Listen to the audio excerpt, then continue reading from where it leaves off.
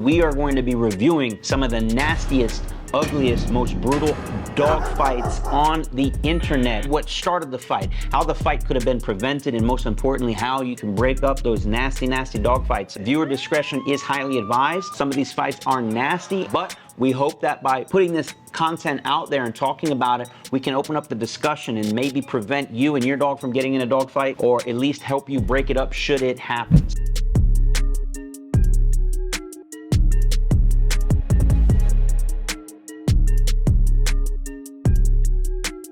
First and foremost, both dogs on a harness. What a f***ing joke. Lady loses control of the first dog, goes over to the f***ing schmuck sitting down with the Akita, and this f***ing putz is sitting there the whole time, just sitting there leaning back like he's f***ing surfing or something. You're born a schmuck and you'll die a schmuck. Your f***ing girlfriend comes out and handles business like a champ, breaks up that dog fight in about 2 seconds. You're a f***ing loser. You just lost your man card today, sir. Next time, get in there and break up the damn fight.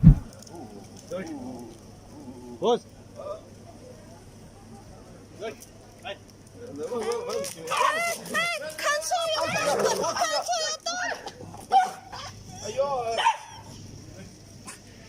Straight up dominance there. You see that German Shepherd walking in like he's got the biggest f***ing balls on the planet. Tail fully erect, postured up the whole time. We're talking about unchecked aggression here. Not even one collar on that dog. I'm all about having dogs off leash, but that's with an e-collar on, a digital leash, so that you can stop bad behavior like that before it even starts. It's got no business being off leash anywhere. That owner should have immediately intercepted. Now, the guy holding the poodle, he's doing his best to keep his poodle out of harm's way, but what he should have done is stepped up to that German Shepherd and got in between the German Shepherd and his poodle, making a big show, big noise, big presence, spatial pressure. That German Shepherd, had I been there, that German Shepherd would not have put his mouth on that poodle. I guarantee it. You got to put that dog in check quick. Hey, stop it. The dog didn't even get put in check. Stupid ass.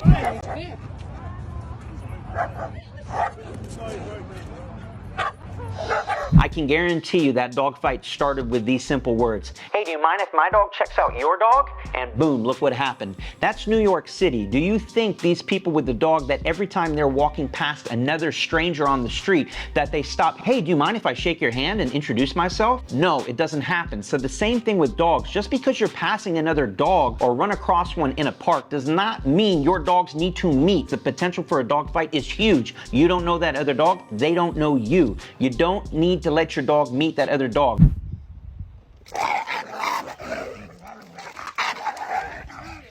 So you can tell this is the first time these dogs are meeting. We got both dogs on leash. I'm a fan of that, but there's a ton of back tension. That back tension creates potentially a lot of forward aggression. Let them meet through a chain link fence. That's still not even the best way for them to meet, but it's better than nothing. At least there's some kind of barrier there should they really get into it. I don't think that dog needs to meet any other dogs anytime in the near future. Let go, bully, let go. Let go of him now, let go, bully, down, let go of him. So he's gonna rip out his nose, let go of him, bully, we dead. At what point are you gonna put your phone down and get your dog off the other dog's face before it literally does rip the other dog's nose off? Get off my face. Guarantee there is permanent disfigurement to that German Shepherd. You're saying, let go, let go, let go. Obviously, that's not working. You have the dog on a harness, which is a f***ing joke. You need to cut off that dog's oxygen. You need to choke it off the bite, period. That's the only way you're getting that dog off, and getting it off in a hurry. Put the phone down and handle business. Easy. Yeah. Easy. Okay. Hey, Ronan.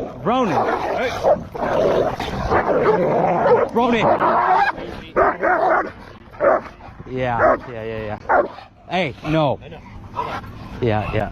That's okay. Yeah, I'll have to go leave it then. I think we'll leave them. Yeah, I think you should have never gone to the dog park in the first place. That would be great.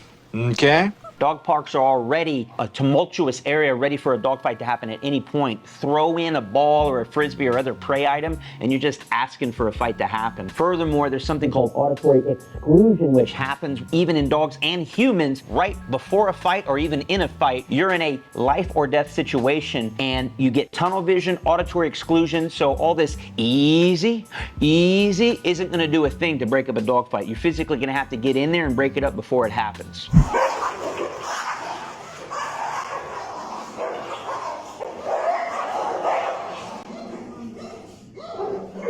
Once again, we have another asshat holding a cell phone, filming their dogs attacking each other, rather than putting the phone down and breaking up the fight. She'll have to call you back. Or maybe instilling a little bit of obedience on those dogs so that this doesn't happen to begin with. I would suggest that you don't deserve to have any dogs in your house whatsoever.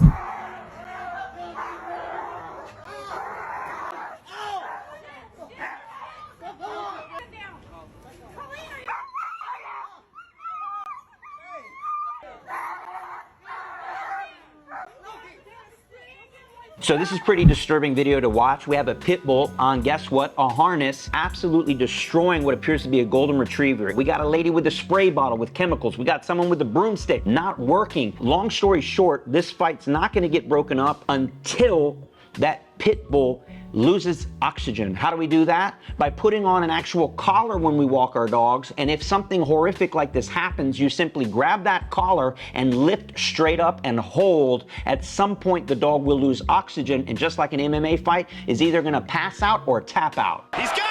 He's got it! Uncle Garrett's advice, first and foremost, don't walk your dog on a harness. All right, you're gonna at least have control over your dog. We're gonna need some type of neck collar so that you can have control. Number two, Uncle Garrett's advice says, have another leash with you. It doesn't hurt, because as you've seen in a lot of these videos, we're talking about dogs that are completely off leash, maybe even with no collar on. Almost every leash you can do this with. There's a handle and there's the buckle, and you go ahead and run it through like this, and guess what you have?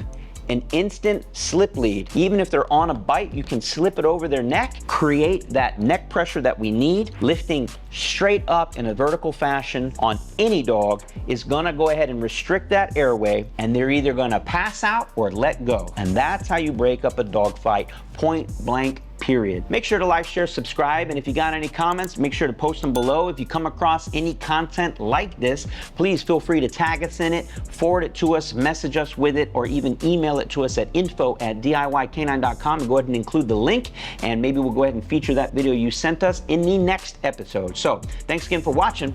We'll see you on the next one.